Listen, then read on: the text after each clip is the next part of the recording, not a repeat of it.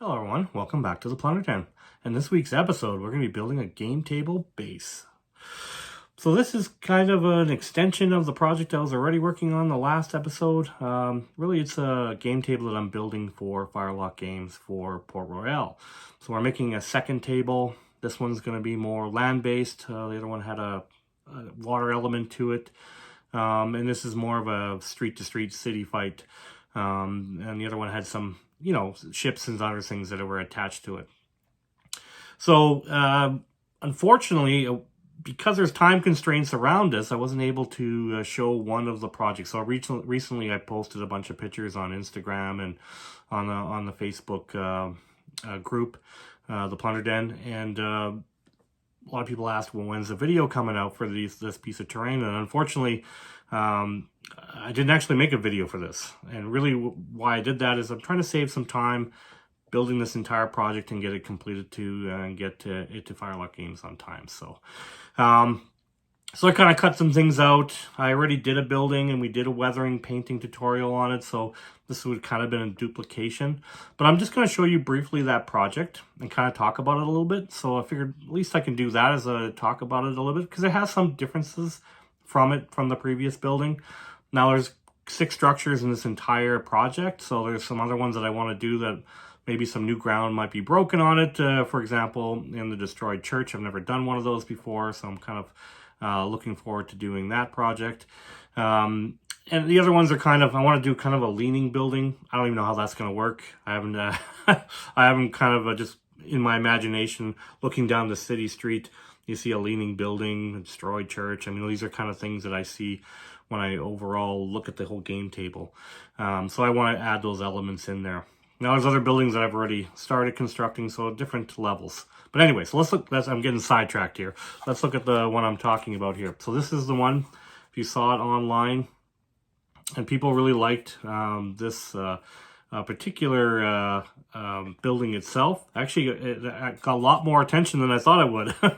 People really, really liked this one, and I kind of regret I should have done the video on this one and not the other one. Oh well. I mean, some of the methods and stuff that I used in the previous video were applicable for this. Now, that bright blue, that's a Void Shield blue, if you're wondering.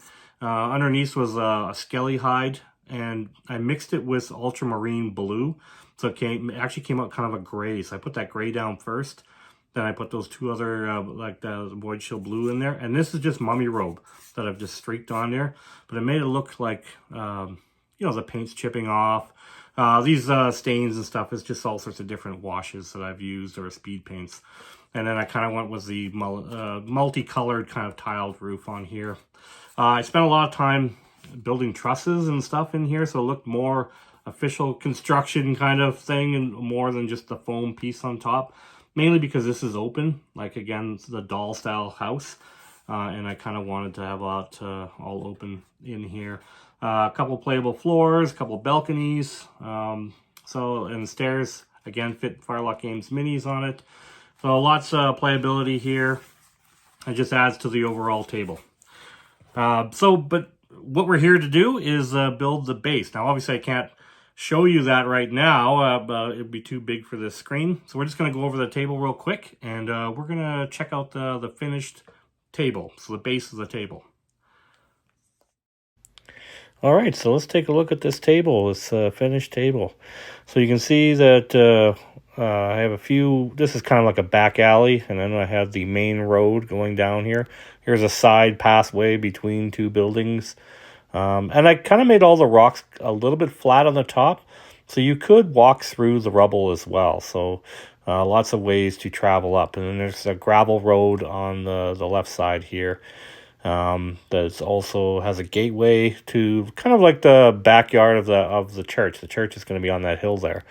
And that's kind of just the back end of the church. So you can get in through the backside through that little gated area. And I kind of wanted to make this mucky little stream, water left behind after the tsunami went through. There would have been puddles of water everywhere. I kind of painted some of these stones blue to match the building that's going to be sitting there. and just kind of carried that over into the rubble. Lots of gravel I added for extra strength, and it looks really good. Looks more like sand.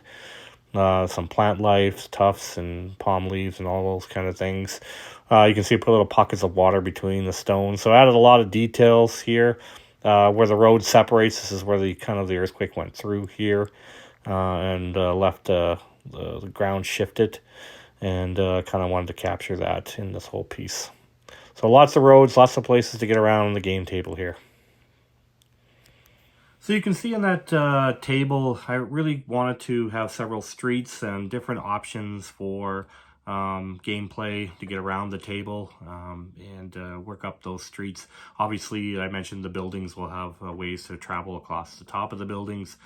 So it really makes the game dynamic, a lot of different options for people to move around on the table. I was incorporating some of the destroyed colors of some of the buildings into the bottom base, and I added a kind of a small water feature, but it's mostly just done with paint. There's no resin, there's no, I didn't use drywall compound and stuff like that. I felt those things kind of maybe would get damaged in shipping, so this is a little more solid, a little more for a table, so they can, take it to demoing and stuff like that, so it can take a bit of more of a beating than the other one. Was a little more, a little bit with the water features and stuff like that on it, potential hazards there for damage and stuff, so this will be a little bit more durable, and I think that's the idea, so we can play demos on it.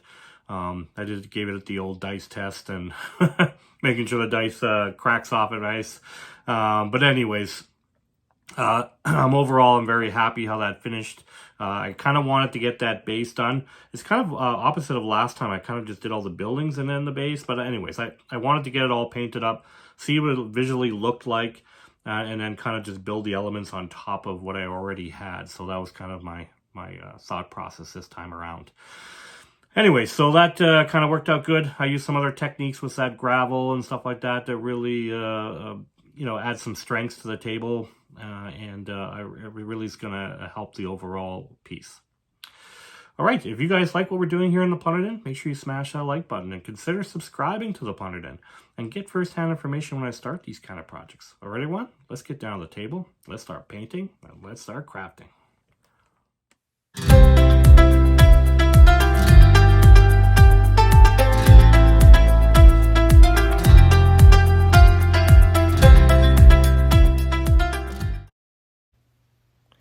Okay, so we're going to start pretty much the same way as the last table. That's a piece of hardboard and a piece of foam. And actually, this is the off-cut pieces from the other one. So that board was perfectly, when you cut it in half, and made two game tables, two by two game tables, which is perfect. So this is LePage PL construction adhesive. This one specifically is for foam. Make sure you get the one with the foam, because the other construction adhesive will melt the foam. So make sure you get this one that's meant for it. You put that on this hardboard, a generous amount. I put that foam on there. I put a bunch of heavy objects on it and left it for actually a few days. So when it was really solid, I started planning out my top. Now, I knew I had to make this somewhat flat, mainly because I have to ship it to Miami, and I can't have it too hilly, but I do want elevation, so that's why I decided to add it to the buildings, not necessarily as a game table. But I did want to show some kind of separation in the ground, so there's a higher and lower level. So I decided to have these little, I guess they're little islands. It looks like if you filled this with water, it would look like little islands. And I wanted part of the road to be down the lower half, and similar to the previous one I did. But I kind of cut the table in the opposite way from the other table. And that's what I was working on. So cobblestones, I don't know if you guys have seen me doing this on this channel lots of times. Egg cartons, get the paper kind. Great texture inside. There's a lot of potential crafting material in an paper egg carton. You can get actually, here in Canada, you can get big flats with sturdy eggs, and they have huge flat tops, and they have great texture in them. So it's tedious to cut them all out into these little stones, but it's well worth it. It's a good cobblestone look. And this is kind of the pattern I do. I do kind of like two ends like a curb and one in the center. That's kind of how they laid out their cobblestone roads. Like, I imagine that's where the rain flows down certain areas. They arrange the stones in a certain way. So I kind of tried to copy that as best I could. So you can see this is how I kind of lined that out. I actually ended up using insulation foam bricks. Now, of course, before I even started this, and I didn't even show, I cut a whole bunch of stuff out before I even started this project, bricks and those stones. I just showed you the dollar store gravel that I've been using. I used that recently in those enhanced jungle terrain pieces.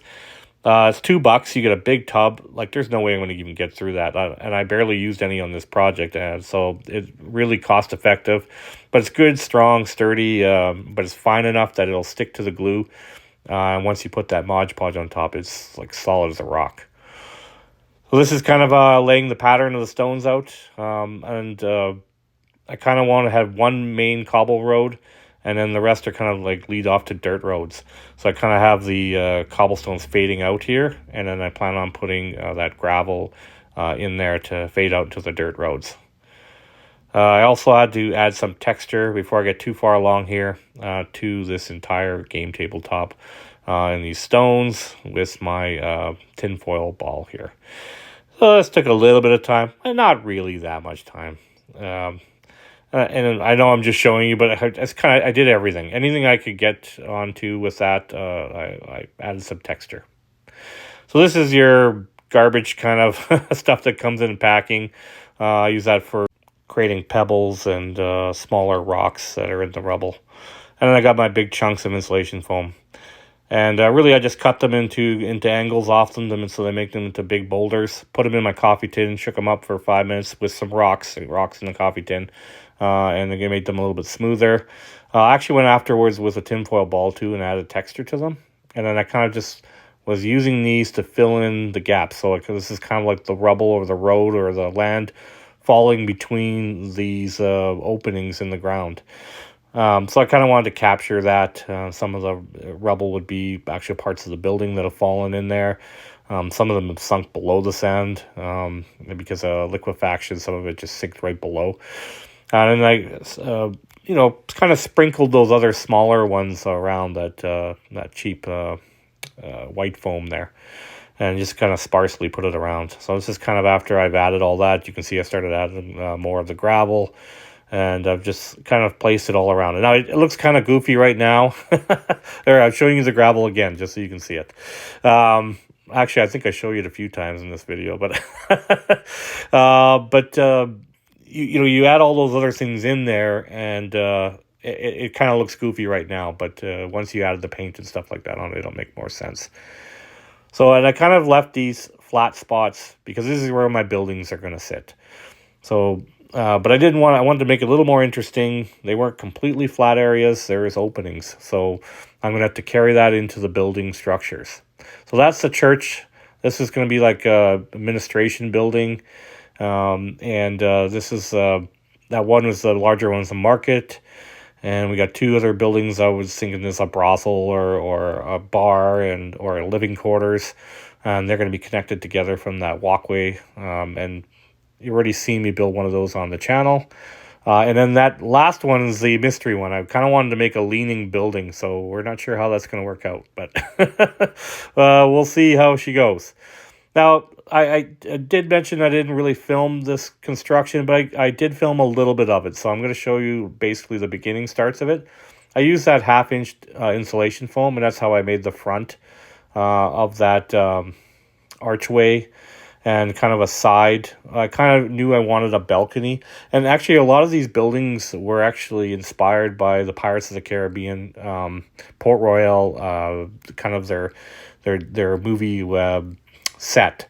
And that's where I got kind of my ideas from. There was a lot of buildings, not exactly like this, but similar to this. They had a lot of archways, and I wanted to capture a building with that. And that's very standard kind of looking building in the Caribbean at that time period. So I definitely wanted to have one with at least archways in it, so I could capture that feeling in there. So you can see I kind of made a little bit of trim around the pillars there, just to kind of add little extra details on here. Again, we're not going to go into too much detail in this building. I just wanted to show you the early beginnings. That's balsa wood, and that's kind of how I started to build the floor. I wanted to have a second floor and stairs leading up to it. Make sure we have that elevation, as Mike wanted on the game table, so more elevation to makes the more dynamic when you have an option to climb up higher and shoot from above, which gives you an advantage in the game. So I'm just showing you that I painted the bottom of it. Something that when you're thin like that, it starts to warp a little bit. So this is the administration building, which would house whatever some authority that they had in there in Port Royal, which was virtually nothing. But it was more of getting licenses for trading and stuff like that. And again, this is another one inspired by the Pirates of the Caribbean set. I plan on hanging like some British flag from the window, and anyways, that's going to be something else that's going to be in here. This is that other building that you've probably seen in pictures that's next to the one I finished and painted all the way up. It's kind of like living quarters, and same thing. I was kind of building a staircase. It's going to lead up to that second window there. It's not really a window, it's a walkway. That's going to lead to the building across the way, so you can climb up to 2 floors in this building, and also walk across to the other building where we built the bar, and those are connected to each other. So this is a brief showing how I did the stairwell. So this stairwell is going to be a little different. You won't be able to pull this one out. This won't be stationary. You can see I've already glued it to the wall, and going to glue this permanently into the building. And same with the second floor stairs. So these ones will not be removable. And same with the other building, the market. I didn't make them removable. But the one in the bar, I figured it would make sense to make those removable, just to make it ease of play, because I was insisting on adding extra details on the inside, so just to make it ease of gameplay. But anyways, I just wanted to show you briefly the construction of this building. I haven't quite finished this one. I got to a certain point and I moved on to, I don't know why I moved on to another one, but I kind of just wanted to, I was doing it similar to my first game table where I built them all at the same time and kind of had them at certain stages. But I kind of abandoned that and went to finishing the base, and I got 2 buildings completely done. But I did start constructing that. So here are some pictures of the that I sent out of what it basically looks like, and some of the elevations that you can get in there from these building structures. And this is was in the planning stage still. Really planning out how it all would look, what kind of gameplay it can get, looking down all the particular angles you can shoot from and climb through, and ability to walk through the whole game table. So that was a completed market, what's left of it. And then these 2 parts that are sticking out of the administration building here, those are the other parts of this building. So it's going to be kind of like it's separated there, and chunks of them leaned up against that other building. But I definitely might make it a little bit more open on the back, just so you can get your hands in there and move around a little easier. So I've decided to build this wall, and you saw it in the finished table, because this is the church that's going to be there. I know it's not a huge church, but they didn't really actually have a lot of huge churches in Port Royal. A lot of them are actually just made out of wood, and they were smaller. But I'm going to make kind of a mixture of the 2. But I wanted to have an opening so you could get through the church, through that yard in the back of it. And I'm just showing you, I'm going to be adding more details with more gravel. See, as I went along, I just decided, okay, well, I'm going to add more gravel here. Because I added this new walkway. So things evolved as I was going along on this table. So then I added these wooden planks. I kind of had this idea of maybe some, like a murky water going through there. And they just threw some planks down and cross back and forth on that dirt road on the side there. Kind of like when you have a construction site and it gets really mucky. And I kind of added 2 piles of stones out front of these buildings, because it's going to be a destroyed staircase kind of thing leading into these buildings that are no longer there because of being destroyed. And you can see I put wood planks for that back alley on that one side as well. So I'm getting near completing of all the fabricating on here. and it's time to move to the Mod Podge black paint. So once I had everything on there that I wanted on there, I want to seal in the table. So I'm going to go half and half. So you can't even see the Mod Podge, but it's right there. And so half black paint and half Mod Podge. And I just mix up that slurry there.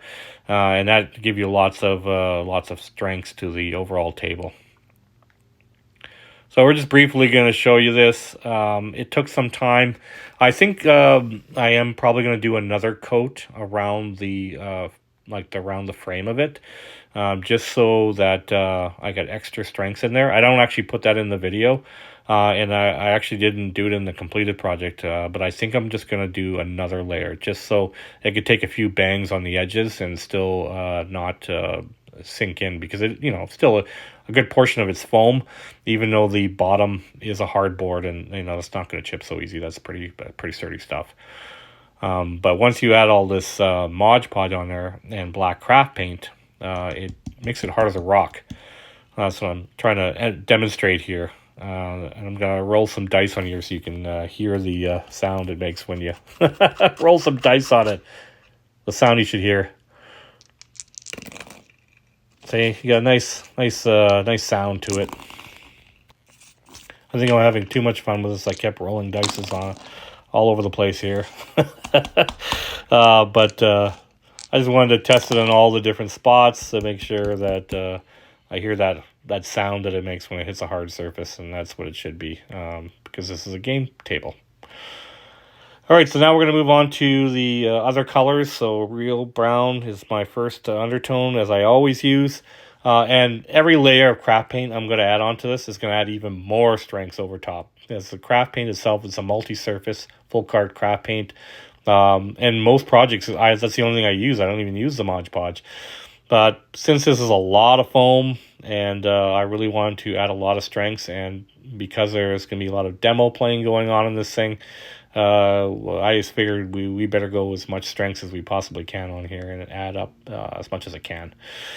So I'm briefly showing you the technique of how I apply the paint, just using my regular big brush, and I'm going to cover it for the most part, but obviously there's still a lot of black showing. You can see underneath, and especially in the sanded areas, but that's good. That's what I want. Some shadowing, some grime in there.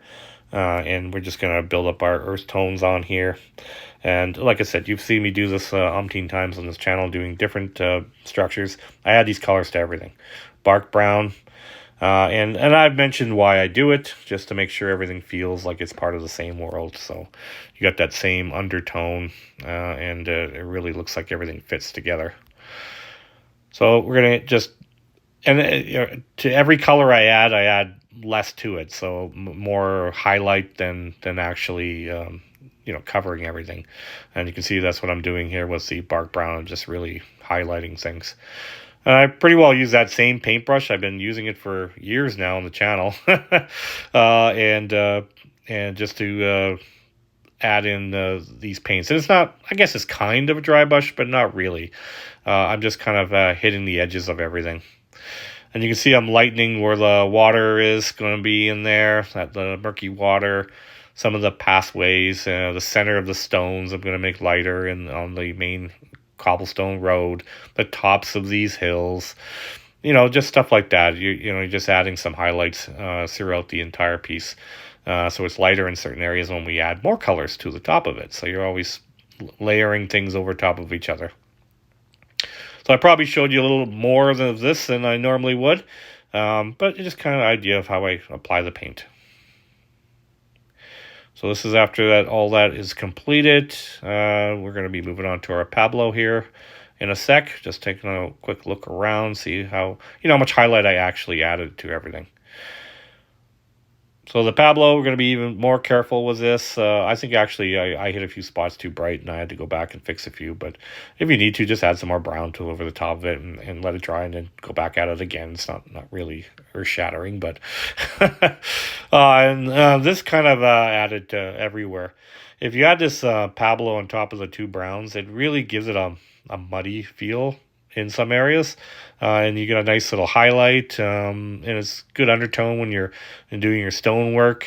Gives it more dynamic colors and stuff, not just plain gray or something like that. But that's why I like to use these earth tones, and I've mentioned it several times because I mention it on every episode. And I just didn't want to skip these steps because I think it's really important to see how I actually put it on here. So you can see I put quite a bit of orange on there, and that's fine. I toned it down. I add green and some other stuff to it. Now we're moving to camel, and this is really hitting the stonework now. And I moved to a small brush, and I initially show you that I use a small brush. And I started that way. I had this crazy idea I was going to just do that. But actually, I could use my big brush for this. And I went back to highlighting all the stonework. And actually, the sand leading into it. You can see that the ground kind of shifts in there. That would be like the sand sinking. And the stones are to the deepest, so they're sinking the lowest. And then I kind of have it like dunes. So I actually end up pulling out my big brush. And even though I don't show you on the camera, that's what I do. And kind of highlight all this. Otherwise, it would have taken me forever. When I get into the more detailed colors, I do go back to the small brush. But just so you know that I actually switched to the bigger brush and got all that stonework done faster, because there's quite a bit on this table. You got the rubble, you got the cobble roads, you got lots going on here. Get that wall, and I hit those boards a little bit with it too, and you can see that it's not as clean, but that's fine. It's okay. You got some of those colors moving up onto the hillsides. It could be sand, whatever. It works so just fine. So this is real brown and yellow ochre. This is what I usually use for wood. And we're going to mix those two together. You get kind of a darker yellow, kind of a really dark mustard color. And we're going to hit the sandy areas, especially the raised gravel areas that I put on all over the table. And this is where I actually stick to the little brush. I don't go, because I don't want to, just willy-nilly it all over the place. I want to be very strategic in specific areas. Also on the boards, I'm going to hit those areas as well, and then the sand sliding into the crevices here. So that did take some time with a smaller brush. I say it took time. It maybe took 40 minutes to paint the whole table, that particular color. So it was one color. It did take 40 minutes. But I think it's well worth it. It looks a lot more natural, and it's kind of cleaned up anything that I wasn't happy with. So when I went in there heavy-handed with the camel on the stonework. All right, so now I'm just going to go to yellow ochre on its own. I just wanted to mention that I went back over it again and highlighted. As you can see how it's really bright now. And I highlighted it again, but it was just yellow ochre on its own in a few strategic spots as well. A little bit more on the boards. And that just adds more of selling the sand look and more of brightening those boards up. So this is Commando Green, Army Painter. And this is what I usually use for a lot of jungle terrain or anything like that where I need to put some grass. And I just wanted to add a little bit of grass on here. Now, I'd contemplating just put it flocking and stuff on here. But the only problem with that is that there's buildings going to be resting on the tops of these. So I decided just to paint it in. And actually, the original table I gave to FirelockGames, I did a lot of painting it on, and opposed to actually physically putting on there, mainly because sometimes it's not good for the minis to stand on, or sometimes in this case the buildings have to stand on there, so I decided to just kind of paint that on there. You're not going to see it anyways because the building's sitting on there, but if you move the building off, well, at least there's some kind of grass life there. It looks like something there, so that's kind of why I decided to go this route instead of just putting flocking on there. I mean, I could have flattened the flocking and maybe I don't know, it would have raised it a little bit higher than the curb, and it would have added challenges I just didn't really want to deal with. So I think it's a lot easier just to paint it on. I also added, it's the base color for this slurry of loveliness that's left over from the tsunami.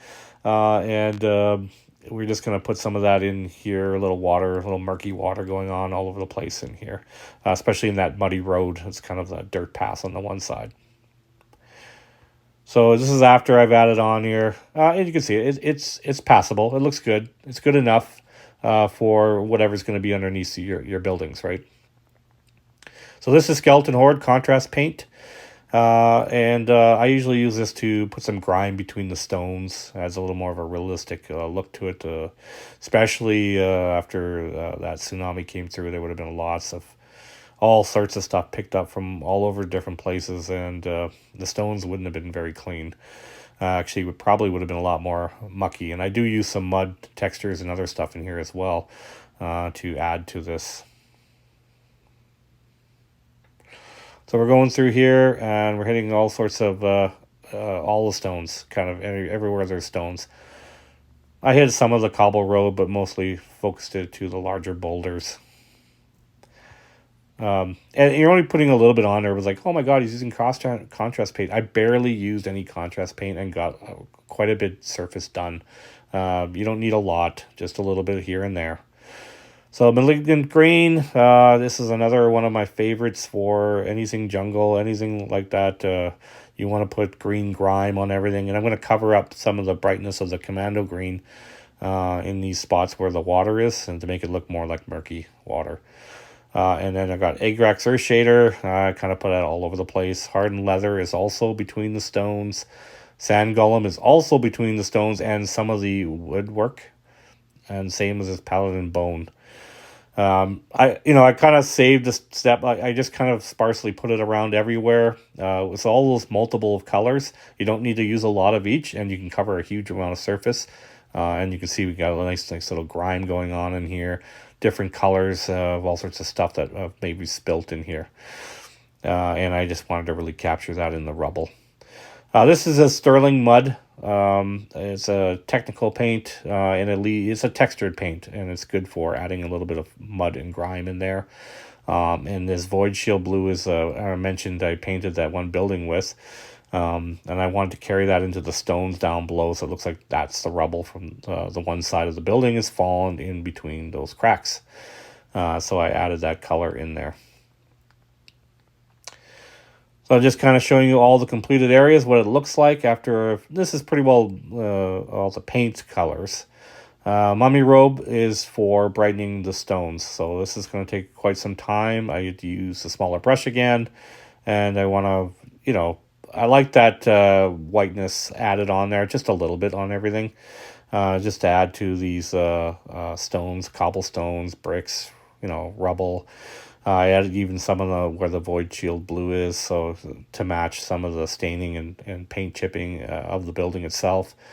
So there's a lot of small little details added on here just to make everything look like it belongs and it matches everything else. So it was, it's worth the effort to go in here and add some of the white in there. And it just gives it a more realistic look to it, the stonework anyways. So this is after I've added that. You can see that, I've got a little bit of white everywhere. I'm pretty happy with all the stonework in here. All the different colors we've had. The greens that we've added to underneath where the buildings are going to sit. Our little slurry there.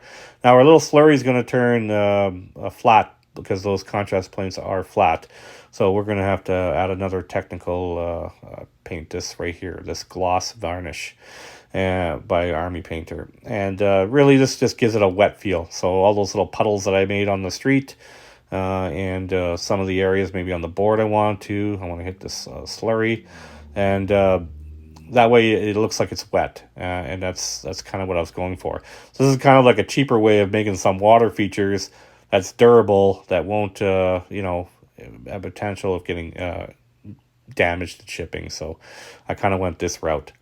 Another good reason to get the table done faster is it has lots of time to dry. So when I actually ship this thing should be completely dry and ready to be shipped. It's going to have to be shipped in a big flat box. So that, again, I did put a lot of elevations on there. So I'm really happy all this looked. It looks like really grimy water between the stones is exactly what I was going for. So this is the plant life I'm going to add. I'm going to add a little bit of plant life this time. Looks like I got a bit of flocking. That's Huge Miniatures flocking. Huge Miniatures tufts. There's some Army Painter tufts. Gamer's Grass, they got some really nice looking shrubs, and different grasses that they have. I really like their products. This here is a really cool product from them as well. These are palm leaves, and they're kind of like on a sheet of paper, and you pull them off. They look really realistic. Like, you got the ones that are connected to each other. They're good for, if you want them standing up. But if you just want a palm leaf that's sitting on that blew off from a tree or whatever that was left over during this disaster, these are perfect. So I just figured I'd just sparsely glue a few of them throughout the entire piece, just to add that extra element of detail. So there is some growth on there, and the areas where people are going to see. So essentially the game, the buildings are going to be on everything else. So that's the finished table. So let's take a look at it. Let's add some buildings on there. Add some of the rubble markers that I've made and some of the other ruins that I've built in the past. And I got kind of all sorts of stuff going on. We got the Spanish fighting the French here. It looks like the Spanish are hiding in this bar, waiting for the lovely British that are coming up here in their red coats up the street here, looking to engage the fight that's happening over here by the market. And really happy. Everything fits nicely together. These buildings fit nicely into these streets. Now, of course, there's going to be more buildings where those other guys are standing over there. There's going to be a building there. And that's going to give us that height, the elevation battling portion of this game. And then you can see on here, this is the back side. We got some pirates back here, Blackbeard and Black Caesar. And then just a good look at some of the rubble markers. Now, I built these on the channel in a previous episode. They are going to be part of the when I ship this out to FirelockGames. It's meant to represent because buildings can collapse during this game. And then they can be replaced with these flat tops. You can easily put in rubble markers for where the building was. So kind of just showing off that there. And here's the Brits coming up the walkway, the road here. In their formation, not knowing that the Lanceros are hiding in that bar over there. Anyways, there's a lot of opportunity for a lot of fun. I can't wait to get all the other buildings completed, because that'll add a lot more dynamic gameplay. All right, so that's pretty much a wrap on this episode. Thanks so much for watching. I hope you enjoyed this, and I will